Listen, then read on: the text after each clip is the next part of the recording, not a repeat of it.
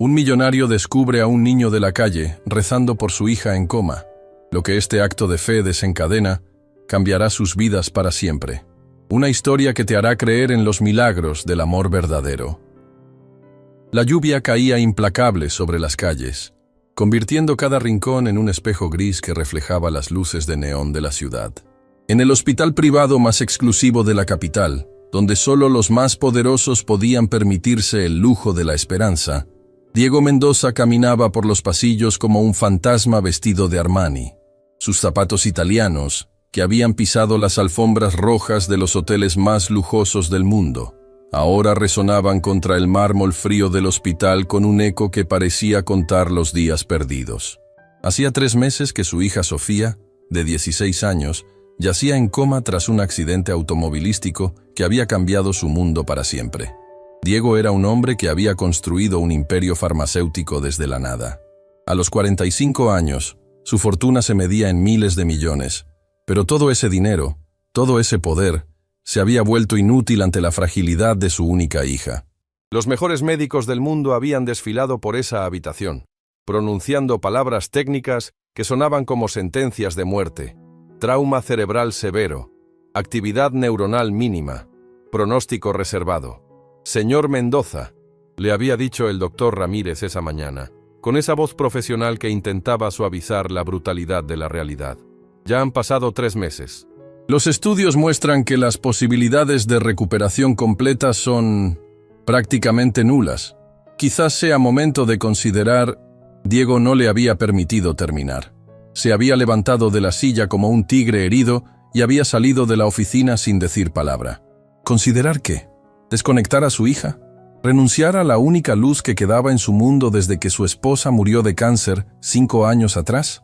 Ahora, parado frente a la ventana de la habitación 304, observaba el rostro angelical de Sofía. Su cabello castaño se extendía sobre la almohada blanca como un halo, y su piel tenía esa palidez etérea que solo poseen quienes habitan entre 2 mundos. Los tubos y cables que la mantenían con vida eran como cadenas invisibles que la ataban a una realidad que se negaba a aceptarla de vuelta. «Papá está aquí, princesa», susurró, tocando el cristal con la palma de su mano. «No me voy a rendir, nunca». Pero las palabras sonaban huecas, incluso para él. Por primera vez en su vida, Diego Mendoza se sentía completamente impotente. Había comprado empresas, había sobornado políticos, había movido montañas de dinero para conseguir lo que quería. Pero no podía comprar un milagro. Eran las 10 de la noche cuando decidió bajar a la cafetería del hospital. No tenía hambre, pero necesitaba alejarse de esa habitación que se había convertido en su prisión personal. Sus guardaespaldas, 2 hombres gigantescos que lo seguían a todas partes, caminaban detrás de él manteniendo una distancia respetuosa. La cafetería estaba casi vacía, apenas iluminada por luces fluorescentes que parpadeaban de vez en cuando. Se sirvió un café negro y se sentó en una mesa junto a la ventana que daba al pequeño jardín del hospital. Afuera, la lluvia seguía cayendo, y fue entonces cuando lo vio. Un niño, no mayor de 16 años, estaba arrodillado bajo un pequeño árbol en el jardín.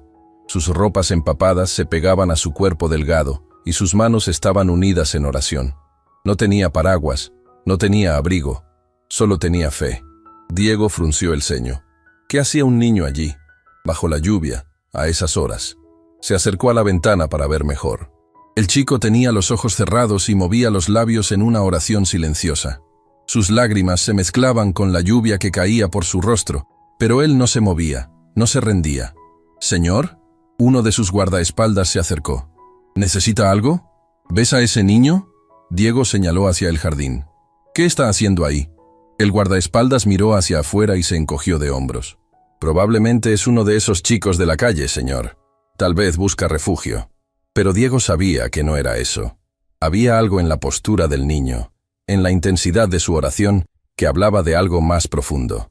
Era como si estuviera librando una batalla espiritual allí, bajo la lluvia, en la oscuridad. Sin pensarlo 2 veces, Diego se dirigió hacia la salida del hospital. Sus guardaespaldas lo siguieron, sorprendidos por su repentino cambio de dirección. «Señor, está lloviendo». «No debería. Espérenme aquí», ordenó Diego, y salió al jardín. La lluvia lo empapó inmediatamente, arruinando su traje de 5.000 euros, pero no le importó. Se acercó al niño lentamente, como se acerca uno a un animal herido, temeroso de asustarlo. «Oye», le dijo suavemente. «¿Estás bien?». El niño abrió los ojos y miró hacia arriba. Diego quedó impactado por la profundidad de esa mirada. Eran ojos viejos en un rostro joven, ojos que habían visto demasiado sufrimiento para su edad. Pero también había algo más, una luz, una esperanza que brillaba a pesar de la oscuridad. «Perdón, señor». El niño se puso de pie rápidamente, como si hubiera sido descubierto cometiendo un crimen. «No sabía que molestaba a alguien. Ya me voy». «Espera». Diego extendió la mano. «No te vayas. Solo... ¿Qué hacías? ¿Por qué estás rezando aquí, bajo la lluvia?». El niño lo miró con desconfianza. Su ropa era vieja y remendada. Sus zapatos tenían agujeros y su rostro mostraba las marcas del hambre y la falta de sueño. Pero había una dignidad en él que impresionó a Diego. «Es por la niña del cuarto 304», dijo finalmente. «Sofía». El mundo de Diego se detuvo. El corazón le dio un vuelco tan violento que pensó que se desplomaría allí mismo, bajo la lluvia, junto a ese niño misterioso. «¿Cómo conoces a mi hija?». «¿Su hija?». Los ojos del niño se llenaron de sorpresa y luego de una emoción indescriptible. «Usted es su papá, señor. Yo he estado rezando por ella todas las noches, desde que supe que estaba aquí». «¿Cómo supiste de ella? ¿De dónde la conoces?». El niño bajó la mirada, como si confesara un secreto doloroso. «Yo trabajo limpiando vidrios en el semáforo de la esquina. Todos los días veo pasar el auto de ella. Siempre me sonreía y me daba dinero. Era la única persona rica que me trataba como si fuera humano». Diego sintió que las piernas le temblaban. Recordaba esos viajes. Sofía siempre le pedía que parara en ese semáforo específico para darle dinero a su amigo, como lo llamaba. Él siempre pensó que era solo otra de las excentricidades caritativas de su hija. Nunca imaginó que había una conexión real, una amistad silenciosa entre su hija y este niño de la calle. «El día del accidente», continuó el niño, la voz quebrada por la emoción. «Vi la ambulancia, seguí al hospital. Los doctores dijeron que estaba muy grave. Desde entonces, vengo aquí todas las noches a rezar por ella. Porque ella me dio algo que nadie más me había dado. Esperanza». Las lágrimas de Diego se mezclaron con la lluvia. Por primera vez en 3 meses, no se sentía solo en su dolor. Este niño, este desconocido, compartía su angustia, su amor por Sofía. «¿Cómo te llamas?», preguntó. «Mateo», respondió el niño. «Mateo Sánchez». «Mateo». Diego repitió el nombre como una oración. «¿Cuánto tiempo llevas viviendo en la calle?». «5 años, señor, desde que mis padres murieron en un incendio». La historia golpeó a Diego como un puñetazo. Un niño solo, sin familia, sobreviviendo en las calles mientras él había estado lamentándose en su mansión de lujo. Y aún así, este niño tenía fe suficiente para rezar por su hija todas las noches. «Ven conmigo», dijo Diego, tomando a Mateo del brazo suavemente. «Quiero que conozcas a Sofía. Quiero que sepas que tus oraciones, que tu amistad significa todo para ella». Mateo se resistió. «No puedo, señor. Estoy sucio, mojado. En un lugar así, eres el amigo de mi hija». Diego habló con una firmeza que no admitía réplica. «Eso te da derecho a estar en cualquier lugar del mundo». Mientras caminaban hacia el hospital, Diego no podía dejar de preguntarse si este encuentro era casualidad o destino. En su mundo de cifras y estadísticas, no había lugar para los milagros. Pero algo en la forma en que Mateo había aparecido en su vida, justo cuando había perdido toda esperanza, le hizo pensar que tal vez su hija tenía razón al creer en la magia de la bondad humana. Los guardaespaldas los recibieron con expresiones de shock al ver a su jefe entrando al hospital de la mano con un niño de la calle empapado. Pero Diego los ignoró. Por primera vez en meses, sentía que caminaba hacia algo importante, hacia una respuesta que había estado buscando, sin saberlo. Mientras subían en el ascensor hacia el 4º piso, Mateo temblaba, no solo por el frío, sino por la emoción de finalmente poder estar cerca de la persona por la que había estado rezando. Diego observaba su rostro y veía en él algo que había perdido hacía tiempo. Fe pura, sin condiciones, sin esperar nada a cambio. Cuando las puertas del ascensor se abrieron, ambos sabían que sus vidas estaban a punto de cambiar para siempre. Lo que ninguno de los dos imaginaba era que el verdadero milagro apenas estaba comenzando. El pasillo del hospital nunca había parecido tan largo. Cada paso que daba Diego junto a Mateo resonaba como un latido del corazón, marcando el ritmo de un momento que sabía sería definitivo. El niño caminaba a su lado con una mezcla de nerviosismo y determinación, sus zapatos rotos dejando pequeñas huellas de agua sobre el mármol impecable. Las enfermeras se giraban a su paso, sus rostros mostrando una confusión evidente. Diego Mendoza, el magnate farmacéutico más poderoso del país, caminando de la mano con un niño de la calle empapado por la lluvia. Era una imagen que desafiaba toda lógica, toda protocolo. Señor Mendoza, la enfermera jefe, Carmen, se acercó con expresión preocupada. No puede traer a esta persona aquí. Las normas del hospital son muy claras sobre las visitas, especialmente en la UCI. Diego se detuvo y la miró con una frialdad que la hizo retroceder. Esta persona es el mejor amigo de mi hija. Si alguien tiene derecho a estar aquí, es él. Pero señor, las medidas de higiene, los protocolos... Carmen. La voz de Diego se volvió peligrosamente baja. ¿Recuerda quién financia el ala nueva de este hospital? ¿Quién pagó los equipos de última generación que mantienen viva a mi hija? La mujer palideció. Sí, señor. Entonces consíganos ropa seca para Mateo y no vuelva a cuestionar mis decisiones. Mientras esperaban que trajeran ropa limpia, Diego llevó a Mateo al baño privado de la habitación VIP para que se secara. Viendo al niño quitarse la camiseta empapada, Diego sintió una punzada de dolor en el pecho. El cuerpo de Mateo era piel y huesos, marcado por cicatrices que hablaban de una vida dura en las calles. Pero lo que más lo impactó fue ver que el niño llevaba colgado al cuello un pequeño dije de plata con la imagen de la Virgen de Guadalupe. ¿De dónde sacaste eso?, preguntó Diego, señalando el dije. Mateo se tocó el cuello con ternura. Era de mi madre. Es lo único que me queda de ella. Siempre me decía que mientras lo llevara puesto, ella cuidaría de mí desde el cielo. ¿Y has tenido que vender todo lo demás? Todo, asintió Mateo. Ropa, zapatos, hasta el anillo de boda de mis padres. Pero esto nunca. Prefiero morir de hambre. La enfermera regresó con un conjunto de ropa del hospital. Pantalones azules y una camiseta blanca. No era elegante, pero estaba limpio y seco. Cuando Mateo se vistió, Diego pudo ver por primera vez su verdadero rostro, limpio de la suciedad de la calle. Era un niño hermoso, con facciones nobles y ojos inteligentes que brillaban con una luz interior que la pobreza no había logrado apagar. ¿Estás listo?, preguntó Diego. Mateo asintió, pero Diego pudo ver que sus manos temblaban. Señor, ¿qué tal si no sirve? ¿Qué tal si mis oraciones no han funcionado? Diego puso una mano en el hombro del niño. Mateo, el simple hecho de que estés aquí, de que hayas estado rezando por ella todas estas noches, eso ya es un milagro. Cuando abrieron la puerta de la habitación 304, el mundo pareció detenerse.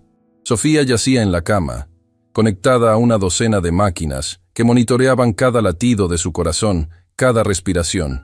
Su cabello castaño se extendía sobre la almohada blanca y su rostro tenía esa paz etérea de quien duerme profundamente. Mateo se acercó lentamente, como si pisara terreno sagrado. Las lágrimas comenzaron a rodar por sus mejillas sin que pudiera controlarlas. «Hola, Sofía», susurró, su voz quebrada por la emoción. «Soy yo, Mateo, tu amigo del semáforo. He estado rezando por ti todas las noches. He estado pidiendo a Dios, a la Virgen, a todos los santos que te despierten». Diego observaba la escena desde una esquina, su propio corazón latiendo con tanta fuerza que pensó que se le saldría del pecho. Nunca había visto a nadie hablarle a su hija con tanto amor, con tanta fe. «Te extraño», continuó Mateo, acercándose más a la cama. «Extraño tu sonrisa cuando me veías en el semáforo. Extraño cuando me preguntabas si había comido, si tenía dónde dormir. Nadie más me había preguntado eso nunca». Mateo extendió su mano, y tras una pausa llena de reverencia, tocó suavemente la mano de Sofía. «Tienes que despertar, Sofía. Tu papá te necesita.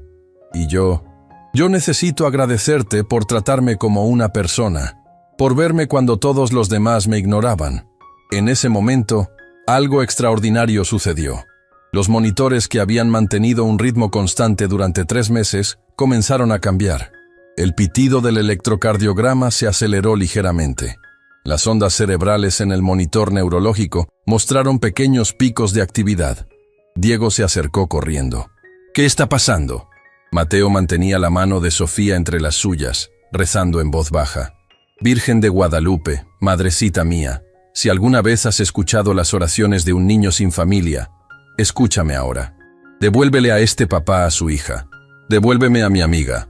Los monitores seguían mostrando cambios. La respiración de Sofía se hizo más profunda, más regular. Sus párpados comenzaron a moverse ligeramente, como si estuviera soñando. ¡Enfermera!, gritó Diego. ¡Venga aquí inmediatamente! Carmen entró corriendo, seguida del doctor Ramírez, quien había permanecido en el hospital hasta tarde revisando otros casos. Cuando vio las lecturas de los monitores, su rostro se llenó de asombro.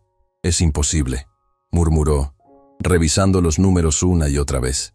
La actividad cerebral se ha incrementado un 300% en los últimos 5 minutos. El ritmo cardíaco está más fuerte. Es como si despertara, completó Diego, sin apartar la vista de su hija. El doctor Ramírez miró a Mateo, que seguía sosteniendo la mano de Sofía llorando. «¿Quién es este niño?» «Es su mejor amigo», respondió Diego. «Y tal vez el ángel que estábamos esperando». Durante los siguientes 20 minutos, los monitores continuaron mostrando signos de mejora. Los médicos llegaron uno tras otro, todos con la misma expresión de incredulidad. Nunca habían visto una reacción tan rápida y tan marcada en un paciente con el estado de Sofía. «Mateo», Diego se acercó al niño. «No sé qué está pasando, pero desde que llegaste, ella está respondiendo. Es como si te hubiera estado esperando».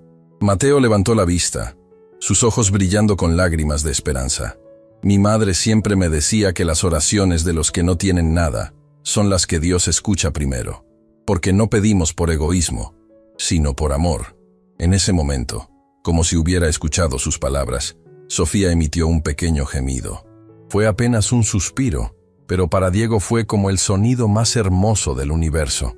«¡Sofía!», se acercó a la cama, tomando su otra mano. «Princesa, soy papá. Estoy aquí». Los párpados de Sofía se movieron más intensamente. Sus dedos, que habían estado inmóviles durante 3 meses, se movieron ligeramente en la mano de Mateo. El doctor Ramírez estaba revisando sus pupilas con una pequeña linterna. «Hay respuesta a los estímulos lumínicos. Esto es extraordinario». «¿Va a despertar?», preguntó Diego, sin atreverse a creer. «No puedo asegurar nada todavía, pero estos signos, en 30 años de medicina, nunca había visto una recuperación tan súbita. Es como si algo hubiera reconectado los circuitos en su cerebro».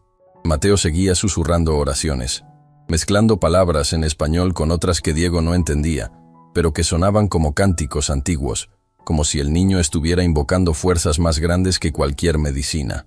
«Sofía», Mateo habló directamente a su oído. «Si me puedes escuchar, aprieta mi mano. Solo un poquito, para que sepa que estás ahí». Todos en la habitación contuvieron la respiración. Los segundos se alargaron como horas, y entonces, tan suave como el aleteo de una mariposa, los dedos de Sofía se cerraron alrededor de la mano de Mateo. Diego soltó un grito de alegría mezclado con llanto. Las enfermeras se abrazaron entre ellas. El doctor Ramírez se quitó los lentes y se los limpió varias veces, como si no pudiera creer lo que estaba viendo. «Es un milagro», susurró Carmen. «Un verdadero milagro». Pero para Diego, el milagro no era solo que su hija estuviera respondiendo. El milagro era Mateo. Este niño que había aparecido en su vida como un ángel disfrazado de mendigo, que había estado rezando por su hija sin esperar nada a cambio, que había tenido más fe en la recuperación de Sofía que todos los médicos juntos. «Mateo», Diego puso su mano en el hombro del niño. «No sé cómo agradecerte lo que has hecho. No sé si entiendes la magnitud de lo que está pasando aquí». Mateo levantó la vista, sus ojos llenos de una sabiduría que iba más allá de su edad. «Señor Diego, yo no he hecho nada. Solo he rezado. Solo he amado a una amiga. El milagro viene de arriba. Pero tú trajiste ese milagro aquí. Tú fuiste el vehículo». En ese momento, Sofía emitió otro gemido. más fuerte esta vez. Sus ojos se movieron bajo los párpados cerrados, como si estuviera luchando por abrirlos. «Está tratando de despertar», dijo el doctor Ramírez emocionado. «Necesito llamar a todo el equipo. Si continúa así, podríamos estar viendo la recuperación más extraordinaria en la historia de este hospital». Mientras los médicos se organizaban para realizar más pruebas, Diego no podía quitar los ojos de Mateo. Este niño había entrado en su vida hace apenas una hora y ya había logrado lo que 3 meses de medicina de vanguardia no habían conseguido: devolver la esperanza a su mundo. Pero lo que más lo conmovía era la pureza del amor de Mateo por Sofía. No era amor romántico, no era interés económico, era el amor puro de alguien que había encontrado luz en la oscuridad de su propia vida y quería devolver esa luz al mundo. «Mateo», le dijo Diego, su voz temblorosa de emoción. «¿Dónde has estado durmiendo estas últimas noches?» «En el parque cerca del hospital», respondió el niño sin apartar la vista de Sofía. «Quería estar cerca por si pasaba algo». «Eso se acabó», declaró Diego con firmeza. «Esta noche duermes en mi casa, y todas las noches hasta que Sofía despierte completamente». Mateo lo miró con sorpresa. «Señor, yo no puedo. No pertenezco a su mundo». «Mateo». Diego le tomó la cara con ambas manos, obligándolo a mirarlo a los ojos. «Tú le has devuelto la vida a mi hija. Eso te convierte en parte de mi familia. Y en mi familia, nadie duerme en la calle». Las lágrimas rodaron por las mejillas de Mateo, pero esta vez no eran lágrimas de dolor, sino de gratitud. Por primera vez en 5 años, alguien le estaba ofreciendo no solo refugio, sino pertenencia. Mientras permanecían junto a la cama de Sofía, viendo cómo sus signos vitales se fortalecían minuto a minuto, Diego supo que su vida había cambiado para siempre. Había salido esa noche en busca de aire fresco y había encontrado algo mucho más valioso. Había encontrado fe. Y en los ojos de Mateo vio reflejado el mismo asombro, la misma gratitud, la misma sensación de que el destino había tejido sus vidas juntas de una manera que ninguno de los dos habría podido imaginar. El milagro apenas estaba comenzando. Las primeras luces del amanecer se filtraban por las ventanas del hospital cuando Sofía abrió los ojos por primera vez en 3 meses. No fue un despertar dramático como en las películas, sino gradual, como si estuviera emergiendo lentamente de las profundidades de un océano de sueños.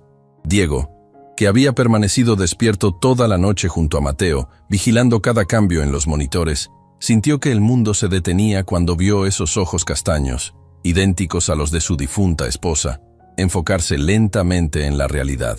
«Papá». Y la voz de Sofía era apenas un susurro, ronca por los meses de intubación, pero para Diego fue como escuchar la sinfonía más hermosa del universo. «Estoy aquí, princesa». Diego se acercó a la cama, las lágrimas corriendo libremente por su rostro. «Papá está aquí. No me he movido de tu lado». Los ojos de Sofía se movieron lentamente por la habitación hasta posarse en Mateo, quien estaba sentado en una silla al otro lado de la cama, sosteniendo todavía su mano. Al principio hubo confusión en su mirada, como si estuviera tratando de enfocar un recuerdo lejano. «Mateo», susurró, y el nombre salió de sus labios como una oración respondida. ¿Eres real?» Mateo se inclinó hacia adelante, sus ojos llenos de lágrimas de alegría. «Soy real, Sofía. He estado aquí.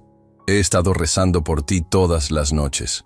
Yo te oía». Sofía habló con esfuerzo, cada palabra costándole un mundo. «En mis sueños, te oía hablándome, diciéndome que regresara». El doctor Ramírez, que había llegado corriendo al ser alertado por las enfermeras, estaba realizando pruebas neurológicas básicas con una expresión de asombro total. «Sofía, ¿puedes mover los dedos de los pies? ¿Sientes mis manos cuando toco tus piernas?» «Sí», respondió ella moviendo lentamente los dedos. Todo se siente raro, como si fuera la primera vez». «Es normal», explicó el doctor, aunque su voz delataba que nada de lo que estaba pasando era normal según sus conocimientos médicos. «Has estado inconsciente durante 3 meses. Tu cuerpo necesita tiempo para recordar cómo funcionar». Pero lo que más impresionaba al doctor no eran las funciones motoras de Sofía, sino su claridad mental. Según todos los pronósticos, si llegaba a despertar, debería haber tenido daño cognitivo severo, problemas de memoria, dificultades para procesar información. Sin embargo, Sofía parecía tener todas sus facultades intactas. ¿Dónde está mamá?, preguntó Sofía de repente, y Diego sintió que se le partía el corazón. Princesa. Diego tomó su mano con delicadeza. Mamá está en el cielo. ¿Recuerdas? Se fue hace 5 años. La confusión cruzó por el rostro de Sofía por un momento, pero luego asintió lentamente. Sí, lo recuerdo. Solo que, en mis sueños ella estaba ahí. Me decía que no me fuera, que había alguien esperándome aquí. Miró a Mateo con una intensidad que hizo que el niño se sonrojara. Eras tú, ¿verdad? Tú eras la razón por la que tenía que volver. Mateo no sabía qué responder. Durante esos 3 meses, había desarrollado sentimientos por Sofía que iban más allá de la simple amistad, pero era consciente de la diferencia entre sus mundos, de la imposibilidad de lo que sentía. Yo solo quería que estuvieras bien, murmuró. Quería que tu papá tuviera a su hija de vuelta. Diego observaba la interacción entre los dos jóvenes, y algo se movió en su corazón. Había una conexión entre ellos que trascendía las diferencias sociales, algo puro y hermoso que le recordaba su propia historia de amor con la madre de Sofía. Doctor, Diego se dirigió al médico. ¿Cuánto tiempo necesitará para recuperarse completamente? Será un proceso largo, respondió el doctor Ramírez. Necesitará fisioterapia, terapia ocupacional, seguimiento neurológico. Estamos hablando de meses, tal vez 1 año. Pero señor Mendoza, hizo una pausa, luchando por encontrar las palabras correctas. Lo que ha pasado aquí desafía toda explicación médica. Su hija debería haber tenido daños permanentes severos. El hecho de que esté despierta, coherente, con todas sus funciones cognitivas intactas, es simplemente imposible según la ciencia. ¿Pero se va a curar?, insistió Diego. Con la rehabilitación adecuada, creo que sí, completamente. Y eso es algo que nunca pensé que diría. A lo largo del día, las noticias del milagro del hospital comenzaron a extenderse. Los empleados hablaban en susurros sobre el niño de la calle que había aparecido en la noche y el despertar inmediato de la hija del magnate. Algunos hablaban de coincidencia, otros de intervención divina. Sofía pasó la mayor parte del día durmiendo, despertándose por períodos cortos para beber agua o hablar brevemente con su padre. Pero cada vez que abría los ojos, lo primero que buscaba era a Mateo. Y él estaba allí, siempre, como un guardián silencioso que se negaba a apartarse de su lado. Mateo, le dijo Sofía durante uno de esos periodos de lucidez. ¿Por qué hiciste esto? ¿Por qué te quedaste conmigo? Mateo miró sus manos, luchando por encontrar las palabras. ¿Por qué? Porque fuiste la primera persona que me vio. No como un estorbo o como alguien de quien alejarse, sino como una persona. Me sonreías como si valiera algo. ¿Y por eso estuviste rezando todas las noches? ¿Por eso y por qué? Mateo se detuvo, su rostro enrojeciendo. ¿Por qué qué?, insistió Sofía con una sonrisa débil pero real. Porque me enamoré de tu sonrisa, confesó finalmente, sin atreverse a mirarla a los ojos. Y porque pensé que si Dios me había quitado a mi familia, tal vez era para enseñarme a valorar a las personas buenas cuando las encontrara. Sofía extendió su mano y tocó la mejilla de Mateo, obligándolo a mirarla. ¿Sabes qué soñé mientras estaba dormida? Mateo negó con la cabeza. Soñé que mi mamá me llevaba a un lugar hermoso, lleno de luz, y me decía que podía quedarme si quería, que ya no tendría que sufrir. Pero entonces apareció un niño que lloraba y rezaba, y me di cuenta de que si me quedaba, él se quedaría solo. Así que le dije a mi mamá que tenía que volver. Las lágrimas corrían por el rostro de Mateo sin que pudiera detenerlas. Tú me trajiste de vuelta, Mateo. Tu amor me trajo de vuelta. Diego, que había salido a hablar con los médicos, regresó en ese momento y encontró a los 2 jóvenes tomados de la mano, hablando en voz baja. Por un momento, una punzada de protección paternal se alzó en su pecho. Su hija acababa de despertar de un coma. Apenas tenía 16 años, y aquí estaba conectando emocionalmente con un niño de la calle que prácticamente no conocía. Pero entonces recordó cómo había llegado Mateo a sus vidas. Recordó las oraciones bajo la lluvia, la fe inquebrantable, el amor puro que había logrado lo que toda su fortuna no pudo. Y se dio cuenta de que tal vez, solo tal vez, el destino había puesto a Mateo en el camino de su hija, por una razón que iba más allá de su comprensión. Mateo, dijo, acercándose a la cama. ¿Has comido algo hoy? El niño negó con la cabeza. Desde que había llegado al hospital la noche anterior, no había pensado en comida, en sueño, en nada que no fuera Sofía. Vamos, Diego le tendió la mano. Sofía necesita descansar, y tú necesitas comer. Vamos a casa. Pero, ¿y si pasa algo mientras no estoy? No va a pasar nada, intervino Sofía, apretando su mano. Ya desperté, la parte difícil ya pasó. Y además, sonrió débilmente. Después de 3 meses durmiendo, creo que necesito unas horas para procesar que estoy viva. Reacio pero reconociendo la lógica, Mateo se levantó. Diego lo había dotado de ropa nueva durante el día. Unos jeans, una camiseta blanca y zapatos deportivos. Era ropa simple pero limpia y de buena calidad. Aún así, Mateo se sentía como si estuviera disfrazado de alguien que no era. El viaje a la mansión de Diego fue silencioso. Mateo miraba por la ventana del Mercedes mientras atravesaban la ciudad desde el hospital hasta el barrio más exclusivo de Madrid. Las casas se volvían más grandes, los jardines más perfectos, hasta que llegaron a una mansión que parecía más un palacio que una casa. «Bienvenido a casa», dijo Diego mientras las puertas automáticas se abrían para revelar un jardín que parecía sacado de una revista. Mateo se quedó paralizado en la entrada. La casa era más grande que todo el edificio abandonado donde había vivido durante años. Los techos eran altos, con candelabros de cristal que reflejaban la luz como cascadas de diamantes. Los pisos de mármol brillaban tanto que podía ver su reflejo. «Esto es increíble», murmuró. «Es muy grande», admitió Diego. «Demasiado grande para una sola persona. Por eso me alegra tanto que estés aquí». Una mujer mayor, elegantemente vestida de uniforme gris, se acercó a recibirlos. «Señor Mendoza, ¿cómo está la señorita Sofía?», despertó Carmen. Diego sonrió, y fue la primera vez que Mateo lo vio sonreír genuinamente. «Despertó y está bien. Gracias a Dios». La mujer se persignó, y las lágrimas brotaron de sus ojos. «He estado rezando tanto». «Carmen, te presento a Mateo. Es el amigo de Sofía. Se quedará con nosotros». Carmen miró a Mateo con curiosidad, pero sin juicio. Había trabajado para la familia Mendoza durante 15 años y había aprendido a no cuestionar las decisiones de su patrón. «Mucho gusto, joven Mateo. ¿Ha comido? ¿Le preparo algo?» Mateo miró a Diego, incómodo. No estaba acostumbrado a que le ofrecieran comida sin tener que pedirla o trabajar por ella. «Prepáranos algo ligero, Carmen. Ha sido un día muy largo». Mientras Carmen se alejaba hacia la cocina, Diego llevó a Mateo por un tour rápido de la casa. La biblioteca, el salón principal, el comedor que podía sentar a 20 personas. Todo era impresionante, pero también frío. Se notaba que era la casa de un hombre solo. «Esta será tu habitación», dijo Diego, abriendo la puerta de una habitación que era más grande que cualquier lugar donde Mateo hubiera dormido en su vida. Tenía una cama king size, un escritorio, una televisión de pantalla plana y un baño privado.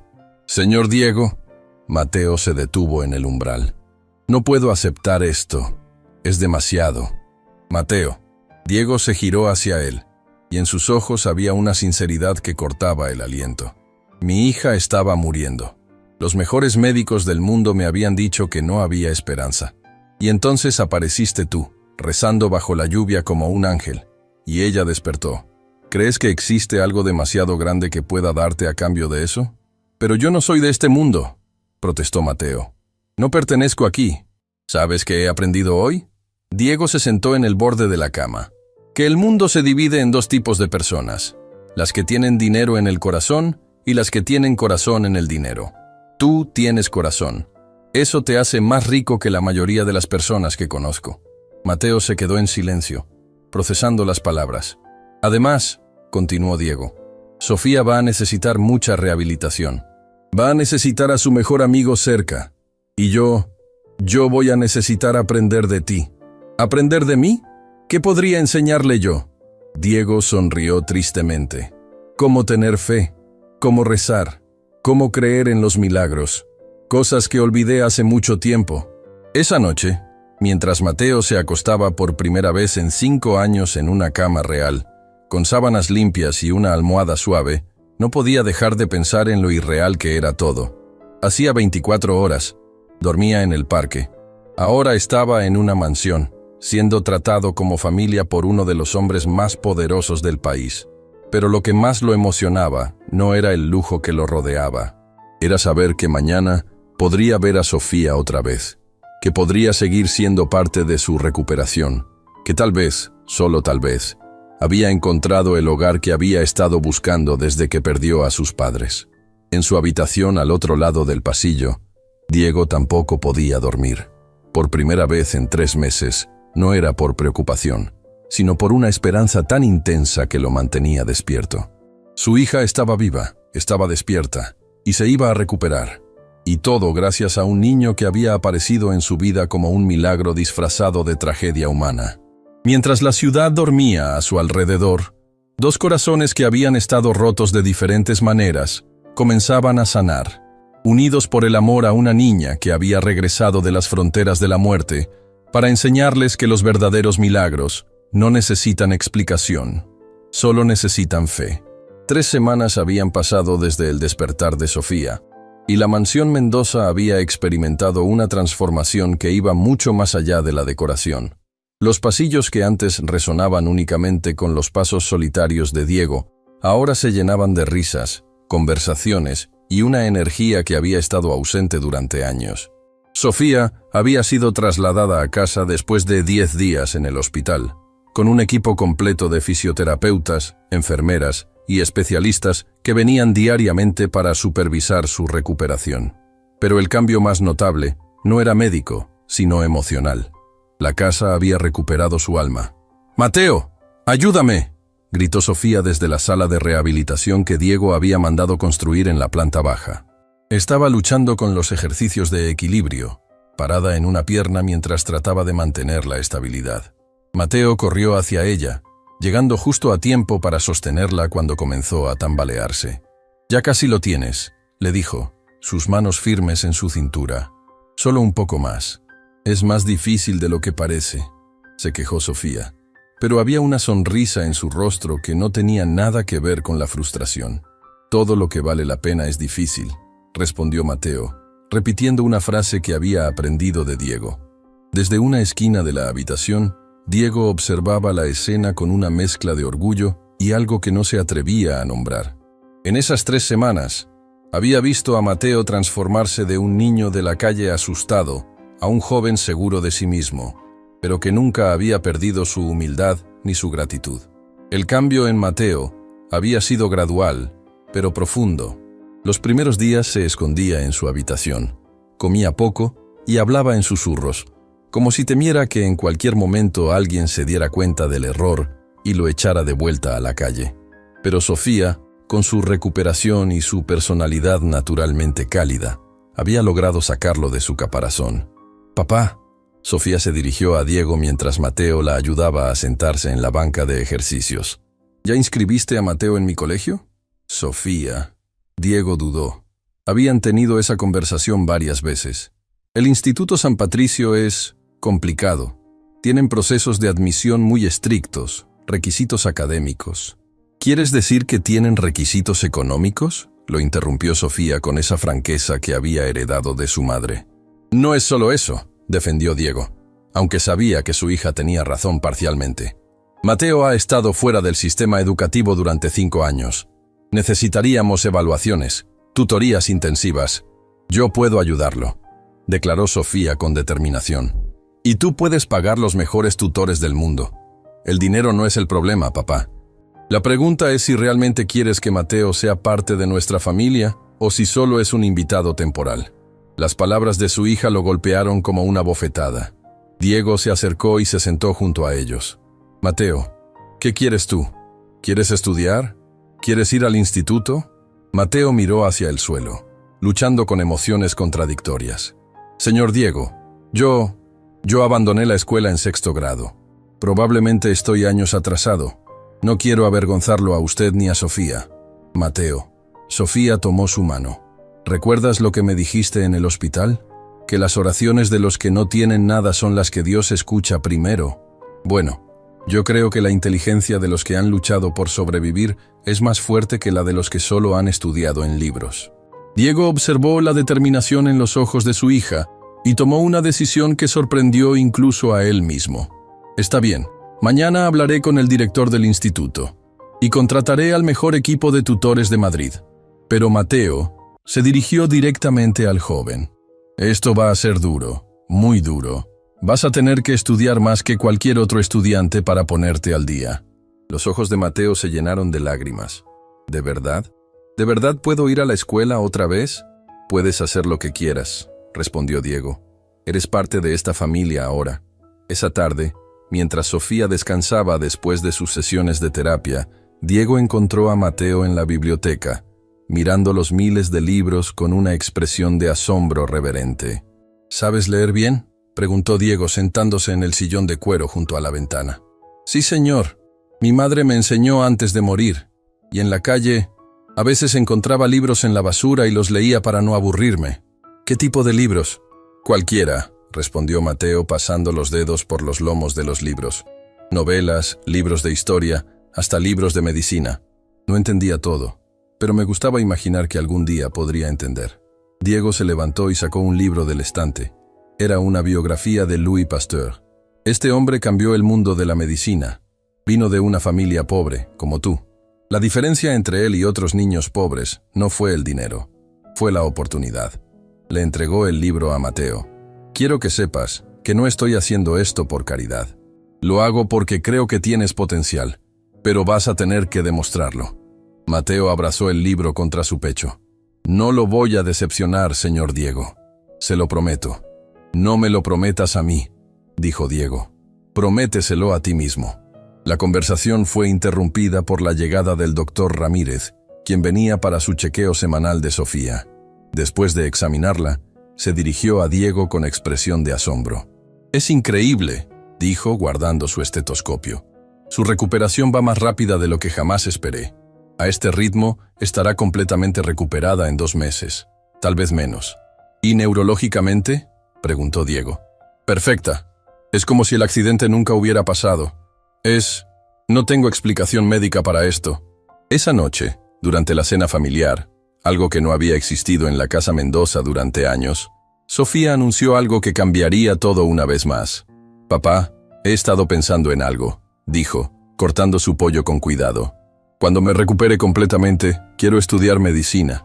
Diego casi se atraganta con su vino. «¿Medicina? Sofía, esos son muchos años de estudio, mucho sacrificio. Exactamente como lo que Mateo va a hacer para ponerse al día con sus estudios», respondió ella con una sonrisa. «Quiero entender qué me pasó. Quiero ayudar a otros niños que estén en comas como el mío. Quiero ser doctora, papá». «¿Y esto no tiene nada que ver con cierto doctor joven que viene a revisarte todas las semanas?», bromeó Diego, refiriéndose al doctor Sánchez, el neurólogo residente que siempre se quedaba un poco más tiempo del necesario durante las visitas. «Papá». Sofía se sonrojó, pero luego se puso seria. No tiene que ver con eso. Tiene que ver con haber estado en el otro lado y querer devolver algo al mundo. Mateo la miraba con admiración. «Vas a ser una doctora increíble», le dijo. «¿Y tú vas a ser...?» «¿Qué quieres ser, Mateo?», preguntó Sofía. Mateo se quedó callado por un momento. «No lo sé», admitió finalmente. «Durante 5 años mi único objetivo era sobrevivir al día siguiente. Nunca pensé en el futuro». «Bueno», dijo Diego, «ahora tienes tiempo para pensarlo. Y tienes una familia que te va a apoyar en lo que decidas». La palabra familia colgó en el aire como una promesa sagrada. Después de la cena, los 3 se sentaron en la sala principal. Sofía estaba acostada en el sofá, su cabeza en el regazo de Mateo, quien le acariciaba el cabello mientras ella veía televisión. Diego los observaba desde su sillón, sintiendo una paz que no había experimentado desde antes de la muerte de su esposa. «¿Saben qué es lo más raro de todo esto?», dijo Sofía de repente. «¿Qué?», preguntaron Diego y Mateo al unísono. «Que siento como si Mateo siempre hubiera sido parte de nuestra familia, como si estuviéramos completos». Diego sintió un nudo en la garganta. «Tu madre solía decir que las familias no siempre se forman por sangre, a veces se forman por amor. ¿Crees que ella habría aprobado esto?», preguntó Sofía. «¿Crees que le habría gustado Mateo?». Diego miró al joven que había traído su hija de vuelta del borde de la muerte, que había llenado su casa de risas otra vez, que había devuelto la esperanza a su vida. «Creo que tu madre fue quien envió a Mateo a nosotros», dijo finalmente. «Creo que ella sabía que los dos necesitábamos salvarnos». Mateo levantó la vista, sus ojos brillando con lágrimas no derramadas. «¿De verdad cree eso?» «Lo creo con todo mi corazón», respondió Diego, «y creo que ella estaría orgullosa de la familia que hemos creado». Esa noche, mientras cada uno se retiraba a su habitación, había una sensación de completitud en la casa que no había existido en años. Diego se detuvo en el pasillo, mirando la foto de su difunta esposa que colgaba en la pared. «Gracias», susurró. «Gracias por enviárnoslo». Al otro lado del pasillo, Mateo se quedó despierto durante horas, leyendo el libro de Louis Pasteur que Diego le había dado. Por primera vez en 5 años, no se estaba preguntando dónde conseguiría su próxima comida o dónde dormiría. Se estaba preguntando qué tipo de hombre quería ser, qué tipo de futuro quería construir. Y en su habitación, Sofía escribía en el diario que había comenzado a llevar desde su despertar. «Querido diario, hoy papá dijo que somos una familia. No la familia que esperábamos, sino la familia que necesitábamos. Mateo va a ir a mi colegio y yo voy a estudiar medicina. Todo está cambiando tan rápido, pero por primera vez en mucho tiempo, el cambio se siente como una bendición. A veces me pregunto si realmente estuve en coma o si todo fue un sueño raro. Pero luego veo a Mateo y a papá juntos, riéndose de algo en la mesa del desayuno, y sé que esto es real, más real que cualquier cosa que haya vivido antes. Mamá, si puedes leerme desde donde estés, gracias por enviarnos a Mateo. Gracias por darnos una segunda oportunidad de ser felices». Mientras la casa se sumía en el silencio nocturno, los 3 miembros de esta familia improbable dormían profundamente, cada uno soñando con el futuro que estaban construyendo juntos. Pero lo que ninguno de ellos sabía era que su historia perfecta estaba a punto de enfrentar su primera gran prueba, porque el mundo exterior, el mundo que Diego había mantenido a raya durante esas semanas perfectas, estaba comenzando a tomar nota de la familia extraña que había surgido del milagro del hospital. Y no a todos les gustaba lo que veían. El primer día de Mateo en el Instituto San Patricio amaneció gris y lluvioso, como si el cielo quisiera advertirle sobre lo que estaba por venir. Había pasado 2 meses intensivos con tutores privados, trabajando desde el amanecer hasta altas horas de la noche para ponerse al día con años de educación perdida. Su dedicación había sido férrea, alimentada por la determinación de no decepcionar a la familia que lo había acogido. «¿Estás nervioso?», le preguntó Sofía mientras desayunaban juntos en la cocina. Ella había recuperado completamente sus fuerzas y volvería al instituto la próxima semana, pero había insistido en que Mateo comenzara primero para que pudiera adaptarse sin que ella fuera una distracción. «Aterrorizado», admitió Mateo jugando con su avena sin realmente comerla. «¿Y si no encajo? ¿Y si todos se dan cuenta de que soy diferente?» Diego, que leía el periódico financiero mientras tomaba su café, levantó la vista. «Mateo, eres diferente. Y eso es exactamente lo que necesita ese lugar. Un poco de realidad en medio de tanto privilegio.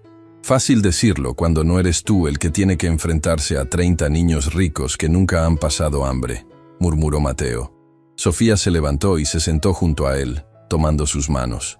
«Oye, mírame, tú salvaste mi vida. Tú tienes más coraje en tu dedo meñique que la mayoría de esos niños en todo su cuerpo. Y si alguien se mete contigo, tendrá que vérselas conmigo cuando regrese». Diego sonrió. «Y conmigo, y con mis abogados, y con mi considerable influencia en la junta directiva del instituto». Mateo no pudo evitar sonreír ante la imagen de Diego Mendoza, declarando la guerra a un instituto por defender a su hijo adoptivo oficioso. El viaje al instituto se hizo en silencio. Mateo iba en el asiento trasero del Mercedes, vestido con el uniforme azul marino y la corbata que lo hacían lucir como cualquier otro estudiante privilegiado, pero por dentro se sentía como un impostor. «Señor Diego», dijo cuando se detuvieron frente a las imponentes puertas de hierro forjado del instituto, «¿y si esto es un error? ¿Y si no soy lo suficientemente inteligente?» Diego se giró para mirarlo. «Mateo, he visto tu progreso estos 2 meses. Has aprendido en 8 semanas lo que a otros les toma años. No es una cuestión de inteligencia, es una cuestión de determinación. Y tú tienes más que cualquier persona que conozca. Además, añadió con una sonrisa, si hay algún problema, estaré a una llamada de distancia, literalmente. Tengo el número directo del director. El Instituto San Patricio era exactamente lo que Mateo había imaginado. Elegante, intimidante y rebosante de privilegio. Los jardines perfectamente manicurados, los edificios de estilo colonial, los estudiantes que caminaban con esa confianza que solo da el nunca haber dudado de tu lugar en el mundo. Su primer obstáculo llegó antes de las clases, durante el registro en la oficina administrativa. Mateo Sánchez, la secretaria, una mujer mayor con lentes de lectura y expresión perpetuamente desaprobatoria, revisó sus papeles con el ceño fruncido. No encuentro su expediente académico anterior. Estuve fuera del sistema educativo durante unos años, respondió Mateo sintiendo que las mejillas le ardían. ¿Fuera del sistema? La mujer levantó una ceja. ¿Educación en casa? ¿Escuela internacional? Vivía en la calle, dijo Mateo en voz baja, pero con dignidad. El silencio que siguió fue ensordecedor. La secretaria lo miró como si fuera un espécimen raro en un museo, y Mateo sintió la familiar sensación de ser juzgado por su pasado. Bueno, dijo finalmente la mujer, con un tono que sugería que estaba haciendo un gran favor. Supongo que el señor Mendoza sabe lo que hace. Aquí está su horario. Trate de adaptarse. Su primera clase fue literatura española con la profesora Martínez, una mujer elegante de mediana edad que tenía reputación de ser estricta pero justa. Cuando Mateo entró al salón, todas las conversaciones se detuvieron. 30 pares de ojos lo evaluaron desde la cabeza hasta los pies. Clase. Tenemos un nuevo estudiante, Mateo Sánchez. Mateo, puedes sentarte allí. Señaló un pupitre en la parte trasera del salón. Mientras caminaba hacia su asiento, Mateo escuchó los susurros. ¿No es ese el niño de la calle que adoptó Mendoza? Mi padre dice que es una estrategia publicitaria. Apuesto a que no sabe ni leer. Mateo se sentó, manteniendo la cabeza alta, a pesar de que cada palabra era como una puñalada. Había enfrentado hambre, frío y soledad. Pero esto era diferente. Esto atacaba directamente su dignidad. La profesora Martínez comenzó discutiendo Don Quijote, pidiendo a los estudiantes que analizaran la relación entre realidad e idealismo en la obra. Las manos se alzaron por todo el salón, pero Mateo permaneció en silencio, temeroso de decir algo incorrecto. ¿Señor Sánchez? La profesora lo miró directamente. ¿Qué opina usted sobre la locura de Don Quijote? ¿Es realmente locura o es una forma superior de ver el mundo? El salón se quedó en silencio, esperando que se humillara. Mateo sintió su corazón latir con fuerza, pero entonces recordó todas las noches que había leído bajo las farolas de la calle, todas las horas que había pasado imaginando otros mundos mientras vivía en el suyo propio y cruel. Creo, dijo lentamente, que Don Quijote no estaba loco. Creo que veía la posibilidad de que el mundo fuera mejor de lo que era. Y que a veces, para cambiar el mundo, primero tienes que imaginar que ya cambió. La profesora Martínez levantó las cejas, claramente sorprendida. Interesante perspectiva. ¿Puede elaborar? Bueno, Mateo tomó valor. Cuando vives en la calle, aprendes que hay dos tipos de realidad, la que existe y la que podría existir. Don Quijote eligió vivir en la que podría existir, y aunque todos se burlaban de él, su idealismo cambió a las personas que lo rodearon. Sancho Panza terminó creyendo en los sueños imposibles. Un silencio absoluto llenó el salón. La profesora Martínez sonrió, la primera sonrisa genuina que Mateo había visto en el instituto. Excelente análisis, señor Sánchez. Es refrescante tener a alguien que comprende que la literatura no es solo palabras en una página, sino una reflexión sobre la condición humana. Algunos estudiantes intercambiaron miradas de sorpresa. Claramente no habían esperado que el niño de la calle tuviera algo inteligente que decir. Pero si Mateo pensó que había ganado respeto con esa respuesta, se equivocó. Durante el receso, un grupo de estudiantes lo rodeó en el patio. El líder era Ricardo Vega, hijo de uno de los competidores comerciales de Diego. Rico, guapo, acostumbrado a ser el centro de atención, y claramente molesto por tener que compartir el espacio con alguien que consideraba inferior. «Muy impresionante tu pequeño discurso ahí dentro», dijo Ricardo con una sonrisa que no llegaba a sus ojos. «¿Dónde aprendiste a hablar así?» ¿En la Universidad de la Calle? Déjalo en paz, Ricardo. Intervino una chica llamada Isabel, pero su voz no tenía mucha convicción. No, está bien. Ricardo levantó la mano. Estoy genuinamente curioso. Mateo, ¿verdad? Cuéntanos. ¿Cómo es vivir de la caridad de los Mendoza? ¿Tienes que agradecerle a Diego todas las mañanas por rescatarte de la basura? Mateo sintió la rabia subir por su garganta, pero las palabras de Diego resonaron en su mente. La dignidad no se pierde por lo que otros dicen, se pierde por cómo respondes. No vivo de caridad, respondió Mateo con calma. Vivo en una familia que me ama y a la que yo amo. Es algo que no se puede comprar, sin importar cuánto dinero tengas. La respuesta claramente golpeó en el lugar correcto, porque Ricardo se puso rojo de ira. ¿Familia? Por favor. Eres un proyecto de caridad con fecha de vencimiento.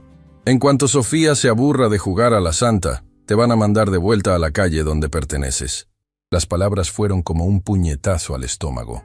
No porque Mateo las creyera completamente, sino porque tocaban su miedo más profundo, que todo esto fuera temporal, que algún día despertaría y volvería a estar solo. Y otra cosa, continuó Ricardo, acercándose más. Mantente alejado de Sofía cuando regrese. Ella está fuera de tu liga. Niño de la calle. Siempre lo estará. Esta vez, Mateo no pudo contenerse. Se acercó a Ricardo hasta que estuvieron cara a cara. Sofía es mi mejor amiga, dijo con una voz peligrosamente baja. Y ella decide con quién quiere estar, no tú. ¿Oh sí? Ricardo sonrió maliciosamente. Veremos qué tan seguro estás de eso cuando ella se dé cuenta de que no eres más que un experimento social de su papá. El resto del día pasó sin más incidentes directos, pero Mateo pudo sentir las miradas, los susurros, la constante evaluación. Era como vivir bajo un microscopio. Cuando Diego vino a recogerlo, inmediatamente notó el estado de ánimo de Mateo. ¿Cómo estuvo el primer día? Bien, mintió Mateo mirando por la ventana. Mateo, ¿sí? Recuerda que mentir no es una de las habilidades que necesitas desarrollar. Mateo suspiró y le contó todo. La secretaria despectiva, los comentarios crueles, el enfrentamiento con Ricardo. Diego escuchó en silencio, su mandíbula tensándose gradualmente. ¿Quieres que hable con el director?, preguntó cuando Mateo terminó. No, respondió Mateo inmediatamente. Eso solo empeoraría las cosas. Pensarían que no puedo defenderme solo. ¿Y puedes? Mateo lo pensó. Sí, creo que sí. Solo que a veces me pregunto si Ricardo tiene razón. Si esto es solo temporal. Si algún día se van a cansar de mí. Diego detuvo el auto a un lado de la carretera y se giró para mirar a Mateo directamente. Mateo, escúchame muy bien. Tú no eres un proyecto. No eres caridad. Eres mi hijo. Tal vez no por sangre, pero en todos los sentidos que importan. Y Sofía no te ama por lástima. Te ama porque eres una persona extraordinaria que la trajo de vuelta a la vida. Las lágrimas comenzaron a rodar por las mejillas de Mateo. ¿Y qué pasa si no soy lo suficientemente bueno para este mundo? ¿Y si no pertenezco aquí? Entonces cambiaremos el mundo para que te incluya, respondió Diego con feroz determinación. Porque, hijo, tú no necesitas adaptarte a un mundo que no te valora. El mundo necesita adaptarse a personas como tú. Esa noche, durante la cena, Sofía notó inmediatamente que algo andaba mal. Está bien, dijo, dejando su tenedor. ¿Quién fue el idiota que se metió contigo hoy? Mateo le contó sobre Ricardo, omitiendo las partes más crueles para no preocuparla. Ricardo Vega. Sofía apretó los dientes. Ese imbécil ha estado enamorado de mí desde tercero de primaria. Está celoso porque sabe que nunca va a significar para mí lo que tú significas. Sofía, Mateo la miró con sorpresa. No puedes pelear mis batallas. No voy a pelear tus batallas, respondió ella con una sonrisa peligrosa. Voy a hacer algo mucho peor. Voy a ignorarlo completamente y demostrarle a todo el instituto que mi corazón ya tiene dueño. El aire en el comedor se volvió denso. Diego carraspeó incómodamente. Sofía, creo que tal vez deberían tomar las cosas con calma. Papá, Sofía lo interrumpió. Tú mismo dijiste que Mateo es parte de esta familia. Y yo decido de quién me enamoro. Mateo sintió que el mundo giraba a su alrededor. ¿Enamorar? Sofía se sonrojó, pero no retrocedió. Mateo, ¿realmente crees que lo que siento por ti es solo amistad? ¿Crees que cualquier amiga haría que su padre moviera cielo y tierra para darte una nueva vida? Pero somos muy jóvenes y venimos de mundos diferentes. Tenemos 16 años, dijo Sofía. Y sí, venimos de mundos diferentes. Pero tú me enseñaste que el amor puede construir puentes entre cualquier diferencia. Diego observaba a los dos jóvenes, viendo en sus rostros un reflejo de su propio amor perdido.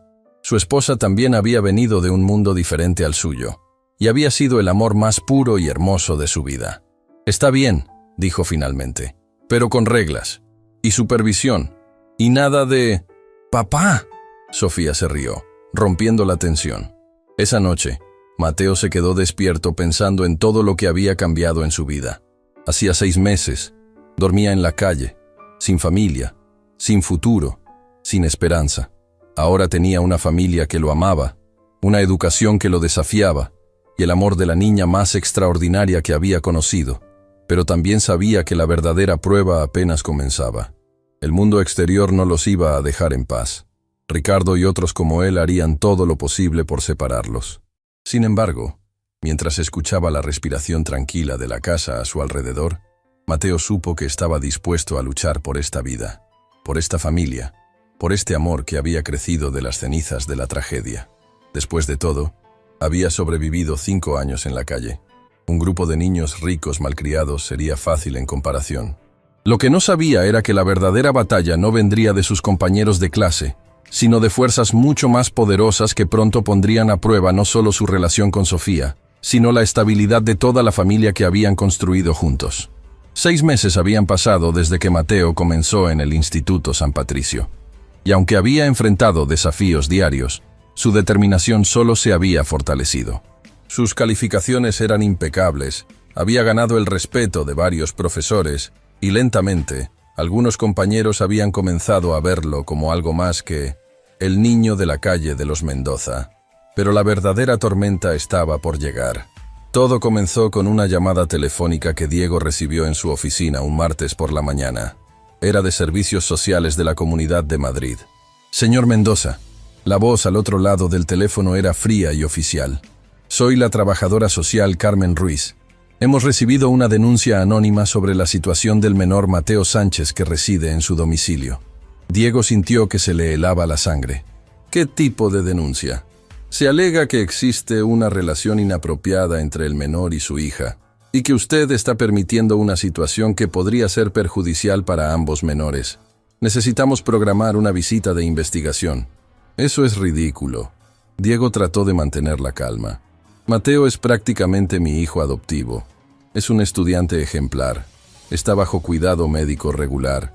«Señor Mendoza, entiendo su posición, pero la denuncia específica que usted está permitiendo que 2 menores de edad mantengan una relación romántica bajo su techo, sin supervisión adecuada. También se menciona que el joven Sánchez podría estar siendo utilizado por usted para obtener beneficios publicitarios para sus empresas». Diego sabía exactamente quién había hecho esa denuncia.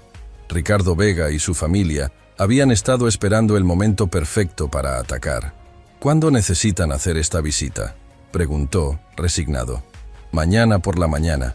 Y señor Mendoza, hasta que completemos nuestra investigación, recomendamos encarecidamente que el joven Sánchez permanezca en un ambiente separado de su hija». Esa tarde, Diego llegó a casa con el corazón destrozado. Encontró a Mateo y Sofía en la biblioteca, estudiando juntos para los exámenes finales. Verlos así, concentrados, apoyándose mutuamente, solo hizo más doloroso lo que tenía que decirles. «Chicos, necesitamos hablar», dijo. Y ambos levantaron la vista inmediatamente, sintiendo la gravedad en su tono. Cuando Diego les explicó la situación, Sofía se puso de pie de un salto, furiosa. «¡Esto es culpa de Ricardo!», gritó. «Él me amenazó la semana pasada diciendo que si no salía con él, haría que echaran a Mateo de nuestras vidas». «¿Por qué no me dijiste eso?», preguntó Diego. «Porque pensé que eran amenazas vacías de un niño malcriado», respondió Sofía, las lágrimas corriendo por su rostro. «No pensé que fuera tan malvado como para involucrar a servicios sociales». Mateo había permanecido en silencio, procesando la información. Finalmente habló, su voz calmada pero llena de dolor. ¿Dónde tengo que ir? No. Sofía se giró hacia él. No vas a ir a ningún lado. Esta es tu casa. Esta es tu familia. Sofía. Mateo se levantó y tomó sus manos. Si mi presencia aquí los está lastimando a ti y a tu padre, entonces... No. Diego interrumpió con firmeza. No vas a ir a ningún lado. Vamos a luchar contra esto. Tengo los mejores abogados del país. Pero, señor Diego, Mateo lo miró con tristeza. ¿Y si tienen razón? ¿Y si mi presencia aquí está dañando la reputación de Sofía? ¿Y si? Mateo.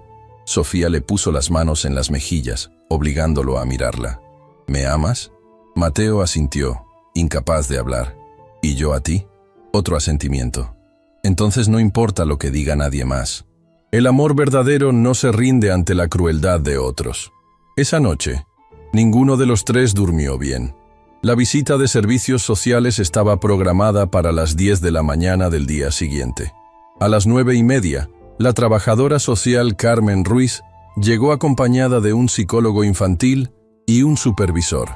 Diego los recibió en su oficina en casa, impecablemente vestido y preparado para la batalla de su vida. Señor Mendoza. Carmen Ruiz era una mujer de mediana edad con expresión severa. Necesitamos hablar primero con usted, luego por separado con cada menor.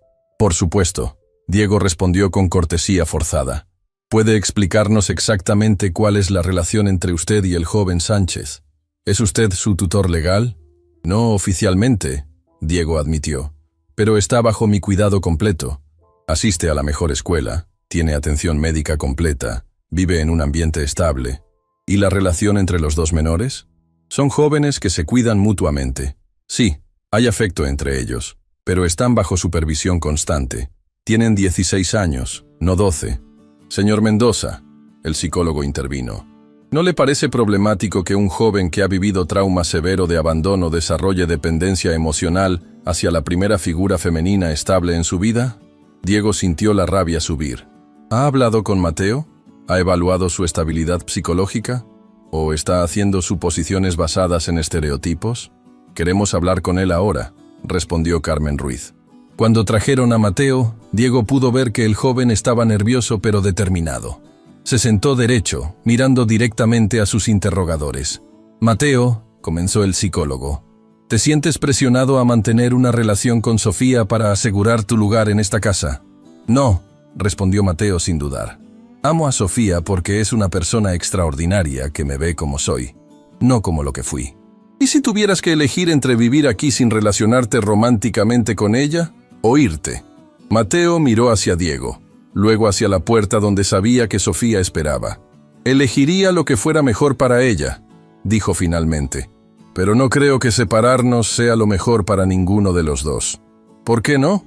Porque el amor verdadero no es posesivo, es liberador. Sofía y yo nos hacemos mejores personas cuando estamos juntos. Ella me inspira a estudiar más, a soñar más grande. Yo la ayudo a ver el mundo más allá de su privilegio. No es dependencia, es crecimiento mutuo. La respuesta claramente impresionó al psicólogo, pero Carmen Ruiz no se inmutó. ¿Y qué hay de las acusaciones de que el señor Mendoza está usando tu historia para beneficio publicitario? ¿Qué beneficio? Mateo se rió amargamente. ¿Ha visto alguna entrevista mía en televisión? ¿Algún artículo sobre mi historia? El señor Diego ha protegido mi privacidad desde el primer día. La única publicidad que ha salido han sido rumores maliciosos de gente que nos odia. Después entrevistaron a Sofía, quien fue aún más directa. Mi padre perdió a mi madre hace 5 años, dijo con lágrimas en los ojos. Desde entonces, hemos estado solos, tristes, apenas sobreviviendo. Mateo no solo salvó mi vida médicamente, salvó nuestra familia emocionalmente. Y si ustedes lo separan de nosotros por las mentiras de gente envidiosa, estarán destruyendo la única felicidad real que hemos tenido en años. Sofía, el psicólogo habló gentilmente. ¿Entiendes que eres muy joven para tomar decisiones sobre relaciones serias? ¿Sabe que me enseñó estar en coma durante 3 meses? Respondió Sofía. Me enseñó que la vida es frágil y corta, y que cuando encuentras amor verdadero, no lo dejas ir por miedo o por lo que digan otros. La entrevista se extendió por 3 horas.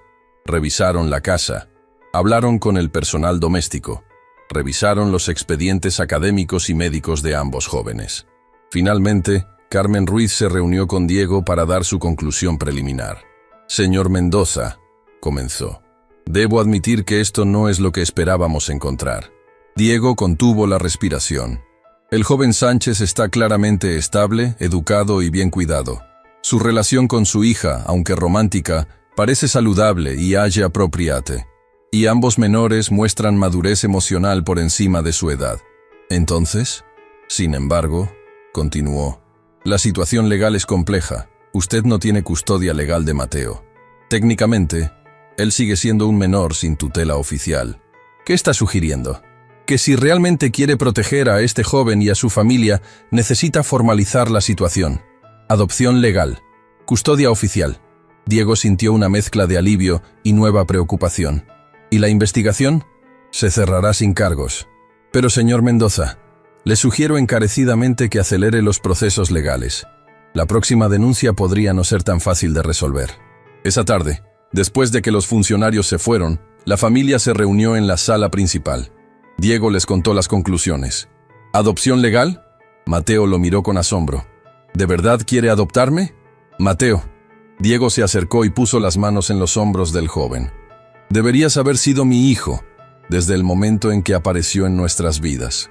Solo necesitaba que la burocracia se pusiera al día con mi corazón. 6 meses después, en un juzgado de Madrid, Mateo Sánchez se convirtió oficialmente en Mateo Mendoza. Sofía lloraba de alegría en la galería, Diego firmaba los papeles con manos temblorosas de emoción, y Mateo sentía que finalmente tenía lo que había perdido hacía tantos años, una familia real, legal, para siempre. Un año después, en la graduación del Instituto San Patricio, Mateo fue el valedictorian de su clase. Su discurso de despedida habló sobre segunda oportunidades, sobre familias que se forman por amor en lugar de sangre, y sobre cómo los milagros a veces vienen disfrazados de tragedias. Ricardo Vega, quien había repetido el año, tuvo que sentarse en silencio mientras el niño de la calle recibía una ovación de pie de toda la audiencia. 3 años después, Mateo comenzó sus estudios de medicina en la Universidad Complutense, con una beca completa por mérito académico. Sofía comenzó el mismo programa, y aunque estudiaban juntos, cada uno se destacó por méritos propios. En su 21º cumpleaños, en una ceremonia íntima en el jardín de la mansión Mendoza, Mateo le propuso matrimonio a Sofía con un anillo que había comprado con el dinero que ganó trabajando en el hospital como voluntario. ¿Estás segura?, le preguntó, de rodillas bajo el mismo árbol donde Diego lo había encontrado rezando tantos años atrás. ¿Segura de que quieres pasar tu vida con alguien que una vez no tenía nada? Mateo. Sofía sonrió a través de sus lágrimas. Tú nunca no tuviste nada. Siempre tuviste el corazón más grande del mundo. Solo necesitabas una familia que lo reconociera. ¿Es eso un sí? Es un sí para siempre. Diego, observando desde la ventana de la biblioteca, levantó una copa de vino hacia el cielo. Gracias, Elena, susurró a su difunta esposa. Gracias por enviarnos nuestro milagro. 10 años después, el doctor Mateo Mendoza, ahora un respetado neurocirujano pediátrico, caminaba por los pasillos del mismo hospital donde una vez había rezado bajo la lluvia por una niña en coma. Junto a él caminaba la doctora Sofía Mendoza, jefa del Departamento de Neurología Pediátrica. En sus manos llevaban a su hijo de 3 años, Diego, nombrado en honor del abuelo que había hecho posible su historia de amor. Papá. El pequeño Diego señaló hacia una placa en la pared que leía: Ala Diego Mendoza, donada en memoria de Elena Mendoza y en honor del poder del amor familiar. Sí, pequeño, Mateo sonrió. Tu abuelo construyó esto para que otros niños pudieran tener las mismas oportunidades que nos dio a nosotros. ¿Y la abuela Elena está en el cielo? Sí, respondió Sofía, pero su amor sigue aquí con nosotros. Mientras caminaban hacia la sala donde Diego Senior, ahora de 70 años pero aún vital, esperaba para su chequeo anual rutinario, Mateo reflexionó sobre el milagroso camino que los había llevado hasta aquí. Una noche lluviosa, una oración desesperada, y la fe de un niño sin nada habían creado una familia que había tocado cientos de vidas. En el Instituto Daniel Mendoza, que habían fundado juntos, miles de niños de la calle ahora recibían educación, atención médica y, más importante, la oportunidad de soñar. ¿En qué piensas?, le preguntó Sofía, notando su expresión contemplativa. En que a veces, respondió Mateo, tomando su mano libre. Los milagros no son eventos sobrenaturales.